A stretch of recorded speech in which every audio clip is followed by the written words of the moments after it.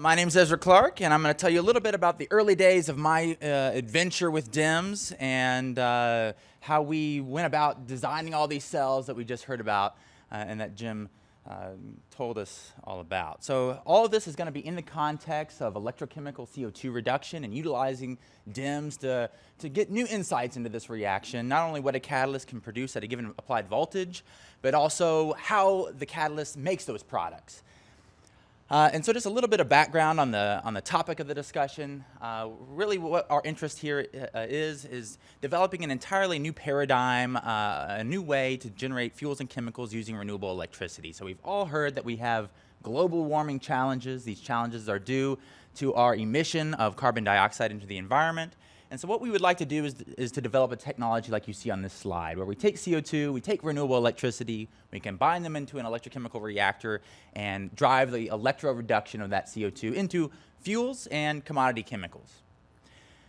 Now, when I started my PhD, this was largely done in the lab using small reactors like you see on the left of this slide. These are reactors that can fit in your hand, about the size of a baseball. They consist of an anode electrocatalyst, where an oxidation reaction is performed, a cathode electrocatalyst, where CO2 is reduced, and these two chambers are separated using an ionomer membrane. Now, the products that you obtain from CO2 reduction depend primarily on the identity of the cathode electrocatalyst. And what has been found is that there are basically 4 different types of monometallic catalysts, and these different classes are classified by the products that they are producing. So most transition metals are not really selective at all for doing CO2 reduction, and they just evolve hydrogen at steady state. You then have a small number of coinage metals that are primarily selective for the formation of CO from CO2. And then you have some relatively oxophilic post-transition metals that primarily evolve formate as the final product.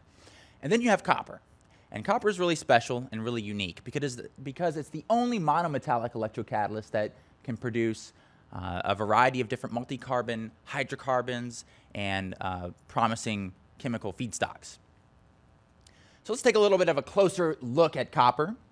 And when we do this, we find some good, some bad, and some ugly. The good is that copper produces a lot of really interesting products, not only C1 products, but also C2 and C3 products. Not just hydrocarbons, but also alcohols, aldehydes, and carboxylic acids.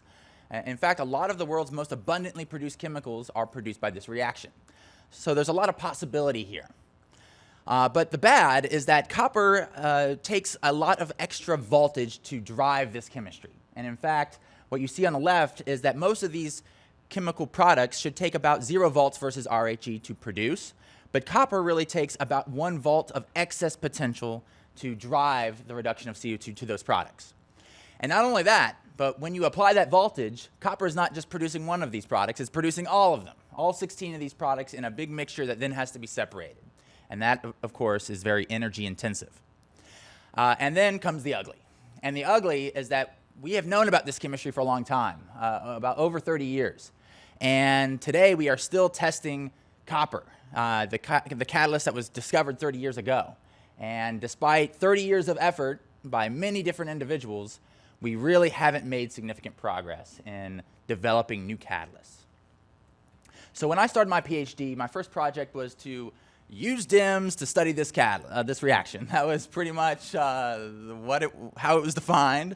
And so the first thing I had to understand is, what is DEMS and what can it do for me? And so DEMS is essentially an analytical technique where you take an electrochemical reactor, you take a mass spectrometer, and you interface the two using a pervaporation membrane. And this allows you to continuously collect, identify, and quantify electrochemical reaction products in real time. And so you can do something like you see on the right in this kind of qualitative figure. We can scan voltage in real time, measure catalytic current, and not only that, but we can say where that current is going, which products are being produced. Now, what you'll see is that there's a lot of different reactors out there, and everybody thinks that their reactor is the best reactor, but the fact of the matter is that the capabilities of the system depend on the reactor design, and there is no silver bullet. Every reactor is good at certain things and is deficient in other ways. And so the three primary types of reactors that are used to do DEMS measurements are shown here. We have the classic cell, where you take, traditionally it was a catalyst lacquer that you painted onto the per-evaporation membrane. This provided a pretty high collection efficiency for the products of interest, and it gave a near instantaneous response time, so you could do very dynamic polarization and see what was being produced in real time. There was also a nice parallel potential field between the working and the counter electrodes, and a relatively low cell resistance because there was only a thin layer of electrolyte separating them. The problem was it wasn't very versatile, and it couldn't really be used to study many different types of catalysts. And so you really had to use porous conductive lacquers or coated catalysts only. So to remedy that issue, and at the time the community was really interested in single crystals, the thin layer cell was developed. And this is very similar to what is called the type A cell. And so in this configuration, the working electrode is now separated from the per-evaporation membrane by a thin layer of electrolyte, and the counter and reference electrodes are connected to that working electrode through thin capillary channels.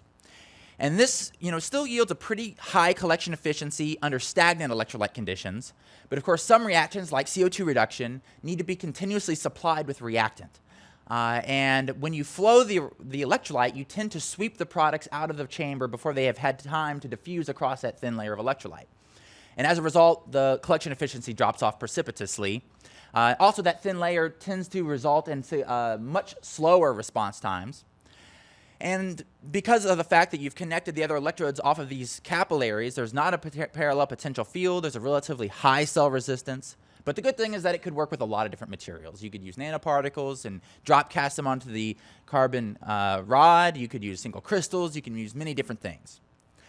So to kind of resolve the issue of the low collection efficiency under flow conditions, the dual thin layer cell was designed, where now the working and the per-evaporation membrane are separated into separate chambers, which are connected with transfer capillaries. And this dramatically improved the collection efficiency under flow conditions, and slightly also improved the response time, because now you don't rely on diffusion to bring the products to the point of collection. But there was still a relatively high cell resistance and a non-parallel potential field. And so when I started my PhD, we wanted to try to rectify these issues. And we ultimately wound up creating what at the time I called the dual thin layer washer cell, which is now called the type B cell. I'm showing you a schematic of this reactor here. Essentially, it was a dual thin layer cell where now, instead of having the working and the counter and reference electrodes connected off capillaries, they were integrated directly into the working electrode chamber with a per-evaporation membrane, which you see in the light blue color there in the upper chamber.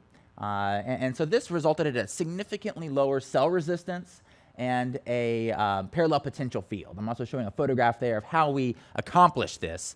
I spent a lot of time trying to imagine different ways of configuring the electrodes and the reactor in order to enable a parallel potential field while also having a nice, simple planar electrode. And the best thing I could come up with was this washer-style design where the electrolyte enters the working electrode chamber through the center of the washer, then flows out radially to the 4 transfer capillaries. And the benefit of this system was that now we've solved the issues of the non-parallel potential field and the low cell and the high cell resistance that had plagued the thin layer reactor and the dual thin layer reactor. So at the time, there was also a big interest in trying to do quantitative DEMS. So believe it or not, at this time, quantitative DEMS was not done really at all. There was very selective examples where people had done things like CO stripping and could be quantitative, but no one had really done a linear potential sweep and quantified products during that sort of sweep at all. It had never been done, actually. And so no one really thought that DEMS was a quantitative technique at the time. And so my goal was to develop the first quantitative demonstration of DEMS for CO2 reduction. And so what I'm showing you here is just the doing hydrogen evolution over a copper electrode during a linear potential sweep. And what we see on the upper left plot is the current density which is all going towards hydrogen evolution. I'm showing you the m over z equals 2 signal, which is, of course, a result of hydrogen collection and ionization. And then I'm showing you the standard deviations of that signal. Now, in this case, we know that all of our current's going to hydrogen evolution. So this allows us to calibrate our system, our signal response for m over z2, and allows us to then do subsequent measurements, measure m over z2, and know how much hydrogen we've made. But we came into a little bit of a challenge here, where you see that as we sweep negative, there is a sudden step change in the standard deviation of the m over z2 signal. And the reason for this was actually that is the current density where you start to saturate the electrolyte with hydrogen. The hydrogen is no longer dissolved. It starts to precipitate as bubbles, which are then transported into the collection chamber. And now you have bubbles entering one at a time, and this causes the standard deviation of the signal to increase significantly. And also the collection efficiency changes. And so as a result, we had two different regimes where one response regime was due to dissolved hydrogen, and then there was another regime due to the gaseous hydrogen that entered the reactor. Now, one of the biggest challenges of working with small volume electrochemical reactors are the bubbles. And the bubbles are a problem for everybody that does this kind of work. And that was no different here. And in fact, it was even more challenging here because we had probably one of the smallest volume reactors that anyone had ever really worked with a 1 centimeter squared electrode area. And so I'm going to just share kind of 3 approaches we took to mitigating bubble artifacts in our measurements. The first one was to actually perform the measurements under streamlined flow conditions. And what we found that was really surprising at the time was that it really mattered how we introduced the flow into the reactor. We could either use positive pressure to force the flow in at the inlet, or we could use negative pressure to pull it through the outlet. And what we found is that when we applied positive pressure, the performance of the system was really bad, and that the bubbles were always a huge problem. But using negative pressure, things worked a lot better. And we actually did COMSOL modeling to understand why this was. And so what we see here is the result of that modeling, where we found that applying positive pressure at the reactor inlet actually resulted in the formation of jetting and significant eddies. And these eddies basically trapped bubbles inside the working electrode chamber. But when we use negative pressure at the outlet, we had streamlined flow, and with a relatively narrow residence time distribution. And so on the right here inside there, I'm just showing you the modeling of the average residence time, and the error bars give you the distribution of that residence time. And so what we did is we used flow rates of about 1 milliliter per minute for all of our subsequent measurements, so that our transit time was essentially 1 second, so rather quick. Another little trick that we developed was to actually take our peak reactor and expose it to UV-generated ozone. And the UV-generated ozone slightly oxidizes the surface of the reactor and makes it extremely hydrophilic. And this hydrophilicity significantly facilitates the sweeping of the bubbles out of the chamber. And so here I'm just showing you some wetting angle measurements that I actually did on the reactor itself as a function of the UV ozone exposure time, where we can see that we can take it from something that's extremely hydrophobic down to something that's extremely hydrophilic. Now, these coatings don't last forever, but they last for about a week or so before they really start to lose their hydrophilicity. The other thing that we did, of course, is just perform the scan slower and integrate the signals over longer times to remove the deviation in the results. And so here I'm just showing you the m over z2 for hydrogen signal, the 15 corresponding to methane, and the 26 corresponding to ethylene over copper during CO2 reduction linear sweep voltammograms at varying scan rates, where we've averaged the signals, the mass ion currents, over a fixed potential window. And what you see is that as we scan slower and slower, our results get less and less noisy, just because we've set for longer time at each potential window. So those were the 3 tricks we played to try to mitigate those bubble artifacts. But of course, the next question was, how are we going to actually quantify this system? How do we can quantify hydrogen electrochemically, but what about methane and ethylene? There's really no way to do that. So we needed another way. So the way we did that was actually taking a standard gas and introducing that gas into the catholyte stream at a series of different flow rates. And then we could establish these calibration curves that you see on the left-hand side. So we did this for hydrogen, methane, and ethylene, where we could basically monitor the mass ion current as a function of the flow rate of that species, which we accomplished through just setting a flow rate on a mass flow controller. And what we found is that if we take the hydrogen calibration curve measured this way and overlaid it with the electrochemical curve, that the standard gas curve followed very nicely with the trend that we observed for the gaseous hydrogen produced electrochemically. And in fact, we got a very nice calibration curve there on the bottom right by connecting these two halves of the data. And then to quantify the liquid phase products, we essentially just flowed in a series of different standard solutions containing fixed concentrations of both ethanol and propanol. We targeted these particular products because they were the most abundantly produced volatile liquid phase products of CO2 reduction over copper. But there's a big challenge with detecting liquid phase products with DEMS, and that is that, and that's really shown here. So we took what at the time was kind of the most thorough, most well-done study on CO2 reduction product quantification, and we did some calculations. We said if we're flowing our electrolyte at 1 milliliter per minute, we know we have a 1 centimeter squared electrode area. We know the generation rates based on those reports. We can actually calculate the concentration of liquid phase products entering the collection chamber as a function of voltage and compare that to the signals that gave, the signal responses from ethanol and propanol that yielded mass ion currents above the standard deviation of the baseline to kind of determine what was actually going to be detectable and what wasn't. And what we found is that, unfortunately, a lot of these products are just produced in such small amounts that detecting them at all is a big challenge. And so here we see that ethanol should be easily detectable, propanol should be right on the cusp. But the challenge is that in order to really quantify a liquid phase product, not only do you need enough of that product to reach the detection limits, but you also need a mass ion current that you can ascribe completely to that product, unless you are able to pick up secondary fragments that allow you to do a real deconvolution of the signals. And so on the right-hand side there, I've calculated how much these different liquid phase products should contribute to the M/Z31 signal, which is the main signal produced by a lot of these liquid phase species. And so this is one of the challenges. We're trying to quantify a bunch of different C1, C2, and C3 species, and a lot of those things tend to make similar fragments upon electron impact ionization.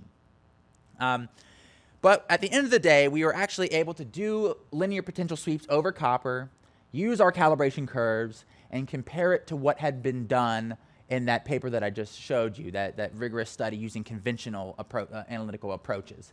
And what we found is that our results agreed phenomenally well. And so we were really encouraged with this. I published this paper, started talking with Hiden, and I kind of started doing some different things for a while in my PhD. And it wasn't until some years later that I actually returned. But this time, and there's a whole funny story about this that we can talk about in the Q&A if you want to hear about it. I ended up making a new reactor, a different type of reactor, because I was trying to answer a very specific question at the time. And what we did here is I took the thin layer cell, or the original classic DEMS cell, rather, and I sputter coated that nanoporous Teflon evaporation membrane with the catalyst of interest, and I then circulated the electrolyte in a closed loop. So we have what is essentially an absorber stripper column there on the left-hand side where we saturate the electrolyte with CO2 and we pump it in a closed loop to achieve a high flux of CO2 to the catalyst surface. And so, nobody had really used the classic cell in a really long time. They said that it was, that you wouldn't be able to get enough reactant there, but the membrane technology had come a long way since the early 90s, and so I wanted to give it a try. And of course, we had done a lot of work with hydrodynamic modeling of these reactors, and we had a good understanding of how to make things better. And so what I'm showing you on the right-hand side is some surface area measurements of just a simple, classic silver thin film on silicon. This is kind of an idealized catalyst that you might use in a conventional reactor. And then I'm done the same measurements over the silver-coated nanoporous Teflon per evaporation membrane, where we can see that the roughness factor is clearly higher than this kind of conventional thin film on silicon. Now, the beauty of this technique is that we no longer have any issues with bubbles. We can run this thing at extremely high current densities, 100 milliamps per centimeter squared, and not a single bubble will emerge from the electrode surface. They all get instantaneously sucked into the mass spectrometer. So we eliminate immediately one of the biggest challenges of doing DEMS. We also get a near instantaneous time response, and that's really shown here. I'm doing a chronopotentiometry staircase of hydrogen evolution over silver, where we just fix the current and we step it up sequentially over time. You can see that this is done over, these steps are pretty rapid, and we get near instantaneous response in the M/Z2 signal. And we can, of course, create a calibration curve, as I've done on the upper right there, using this data. And what we see is extremely nice linear response. And if we use that calibration curve to determine the partial current density for hydrogen, that will yield a signal greater than the standard deviation of the baseline under these particular conditions, we found that the detection limit was about 50 microamps per centimeter squared. And so not only do we eliminate bubble problems, but now we also have a near instantaneous time response. Now you might be wondering how this collection efficiency changes when we start to actually flow the electrolyte at different rates. And that's shown here, where we've done this staircase calibration at a variety of different flow rates. And up on the upper right, I'm showing you kind of the collection efficiency, assuming that at zero flow, that the collection efficiency is 100%. And what you see is that the flowing quickly does result in some product loss just due to diffusion away from the catalyst surface, but that we are still achieving very, very high collection efficiencies. And so then what we can do is we can actually use this calibration curve and actually start doing potential sweeps and see how quickly we can actually quantify things. Now you'll see, if you remember from the last little discussion, I was scanning at 1 millivolt per second or less. Now we've kicked it up by 2 orders of magnitude at most, and we can actually scan the voltage extremely rapidly and record the hydrogen that's being produced in real time. So then we wanted to actually do CO2 reduction with this, so we needed a way to quantify or calibrate the signal for CO, which is the primary product of CO2 reduction over silver. And we actually did an electrochemical approach here as well, where we again do a chronopotentiometry staircase. This time we monitor the M/Z2 signal, the M/Z28, which is a convolution of CO produced and CO2 consumed, and 44, which is the CO2 consumed. So what we then can do is we can use the M/Z2 calibration curve that we just created with hydrogen evolution to figure out how much of the current is going towards hydrogen evolution versus CO production. And that's kind of, that deconvolution is shown on the upper right. And then we can use the signals in the bottom left and the mass spectra of CO2 to deconvolute the 28 signal and determine how much of that signal is due to CO2 consumption versus CO production. And then on the left side here, I'm showing you that once we've deconvoluted that signal, there's a linear correlation between the CO2 consumed, the negative M/Z44 signal, and the CO2, the CO produced, the positive 28 signal that's been deconvoluted. So that really helps to prove that the CO2 that we are consuming under these conditions is going all towards CO. And then on the far right, we can put it all together to create our calibration curve, where we've got the CO 28 signal that's been deconvoluted versus the CO partial current density, so the deconvoluted current, and we get a nice linear response.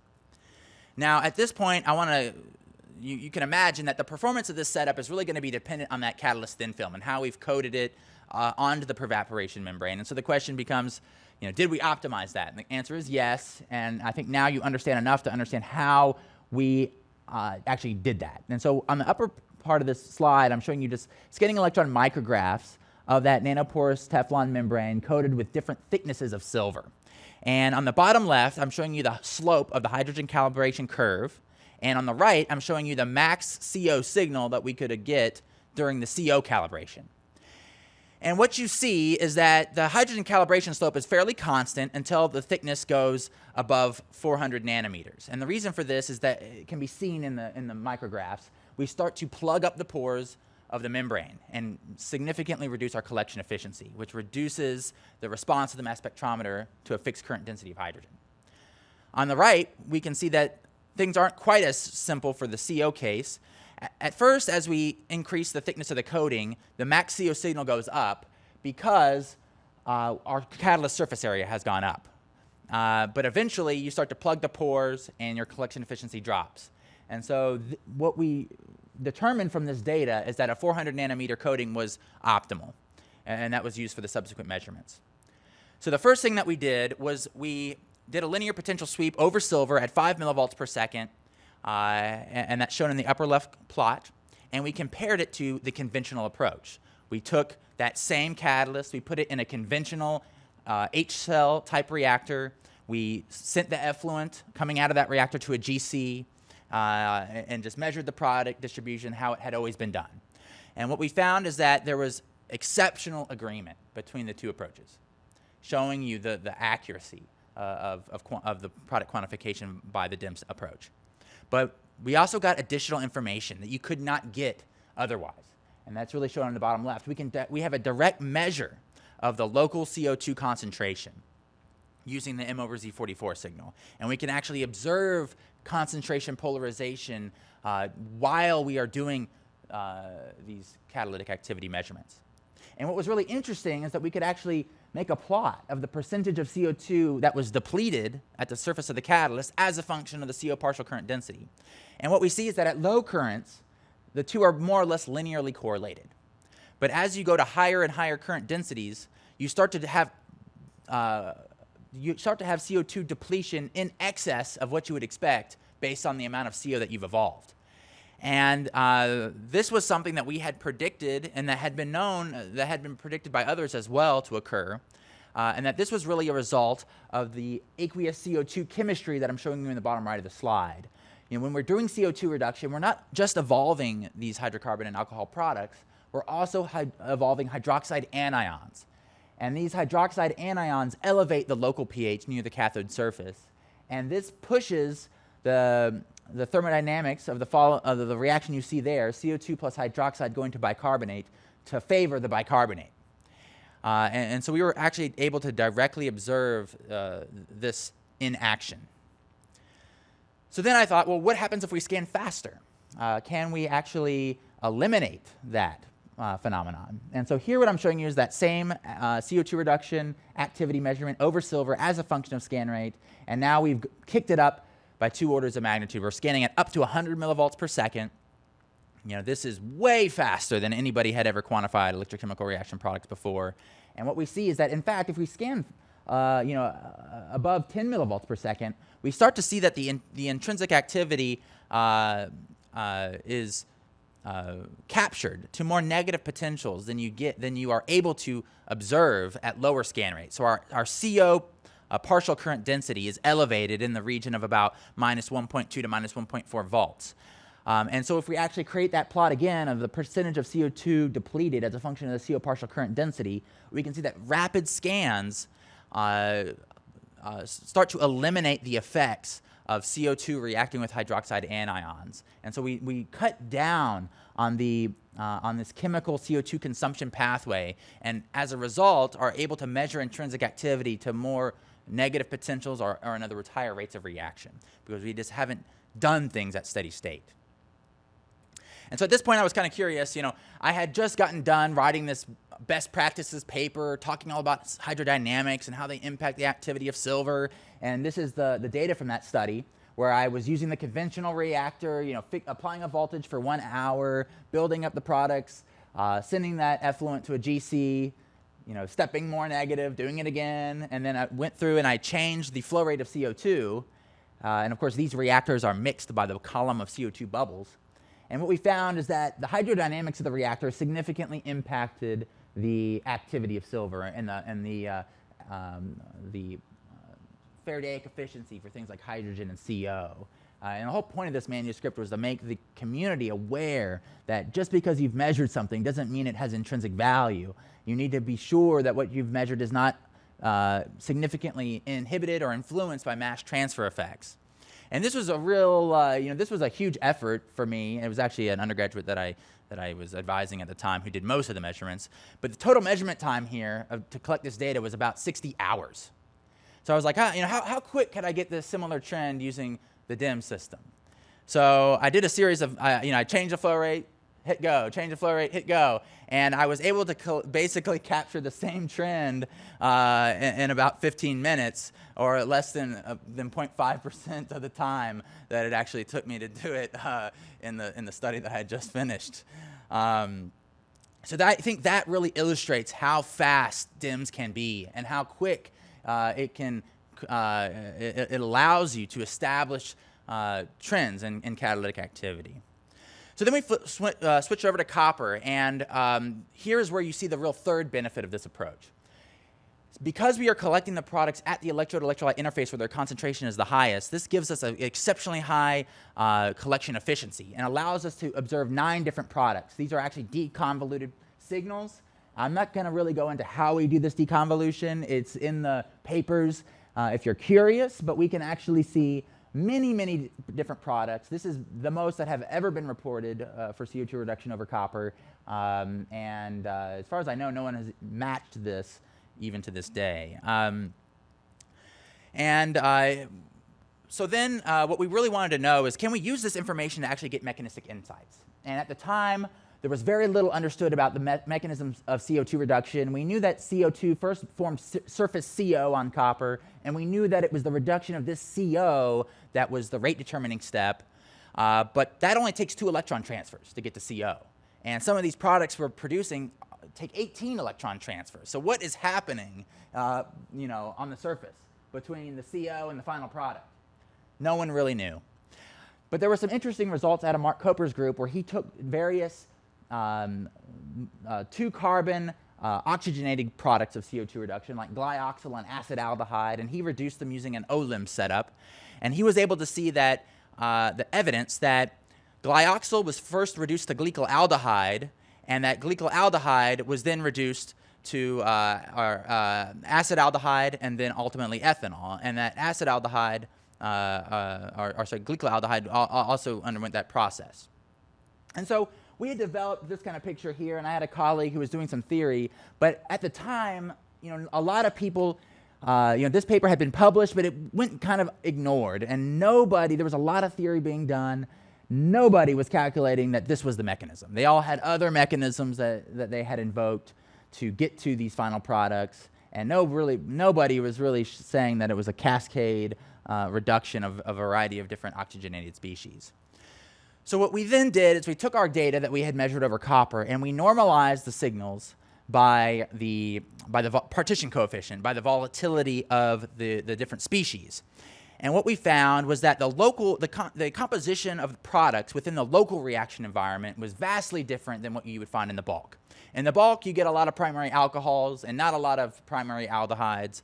But near the electrode surface, we were seeing things completely flipped. We are seeing a very minimal amount of primary alcohols and a very large abundance of primary aldehydes. And so this really helped to cement, in our minds at least, that the aldehydes were the key intermediates to the corresponding primary alcohols. I just want to give one quick example of how you can use these kind of mechanistic insights from DEMS to develop new catalysts. So, if we kind of have this picture here where CO2 is getting reduced to acetaldehyde, this acetaldehyde can desorb as a final product, or it can be reduced to ethanol. You can start to ask the question, well, how can I modify the electrocatalyst surface to enhance the desorption of acetaldehyde as a final product? And you can kind of surmise that this acetaldehyde likely interacts with the electrode surface through the carbonyl oxygen or through the carbonyl group. And so we hypothesized that if we promoted the surface with a oxophobic metal, that we could then accelerate or enhance the desorption of that acetaldehyde as a final product. And so what we did is we took copper surfaces, we galvanically introduced silver to promote that copper surface with a relatively oxophobic metal. You can see on the bottom left low energy ion scattering spectra of the surface that we created, where you can see that as the amount of silver nitrate in that galvanic exchange solution goes up, we get more silver in the surface. And on the right, I'm showing you the activity of that catalyst as a function of the near surface composition of silver, which was measured by XPS. And what we found was that we could introduce very small amounts of silver into the catalyst surface and significantly improve the selectivity for the carbonyl-containing products. Now, the kind of final thing that we observed that was really interesting and that I still want to follow up on is shown here, that we saw that as we swept the potential cathodic, that there was a trade-off, that at low relatively positive voltages, you got about an equivalent amount of ethanol and propionaldehyde, which is a C3 primary aldehyde. And as you scanned more negative, the amount of ethanol being produced went up, and this came at the expense of propionaldehyde, which was pretty surprising. This really suggested that there was a common intermediate between ethanol and propionaldehyde. And of course, we know now that acetaldehyde is the intermediate to ethanol. So we started thinking, could acetaldehyde itself be an intermediate to C3 products? And at the time, there was really nobody thinking about how C3 products are made. Everybody was still arguing about how C2 products were made. But our idea was that this acetaldehyde at low overpotential is favored to be reduced to propionaldehyde, as you see in the upper right cartoon, because you still have a relative abundance of CO2 around. There's still carbon that can be fixed. But once you get to more negative voltages, you start to have concentration polarization, CO2 depletion, and so this acetaldehyde tends to just be hydrogenated to ethanol because there's just simply not enough carbon around for it to get coupled. And so what we want to do with DEMS, and this has kind of been on my to-do list for probably about half a decade, but we're going to be getting to it soon, hopefully. We want to do a mixed isotope reduction to actually validate this mechanism.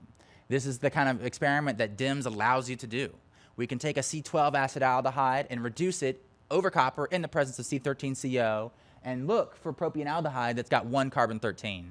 And that will help to validate that this is the mechanism of C3 product formation.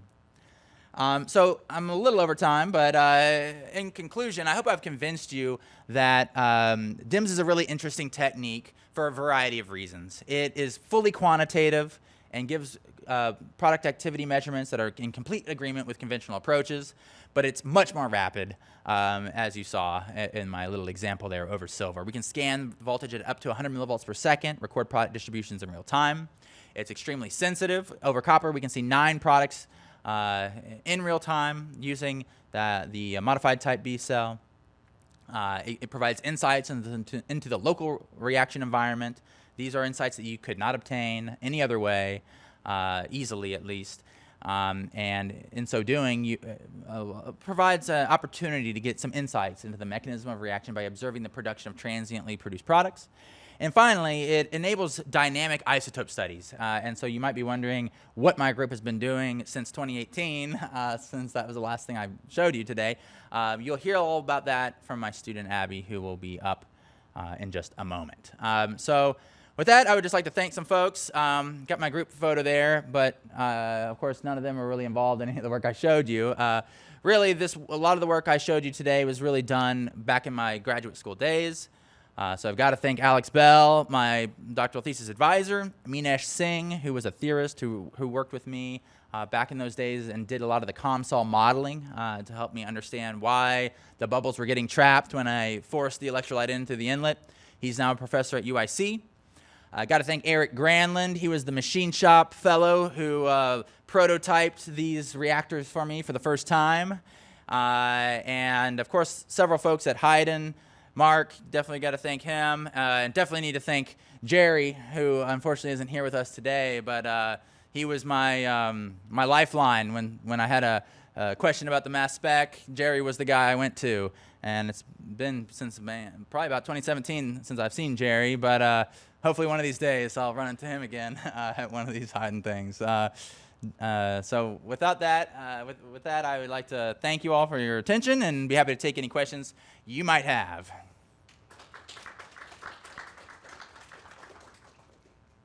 Thank you, Ezra. Anyone here with questions for Ezra?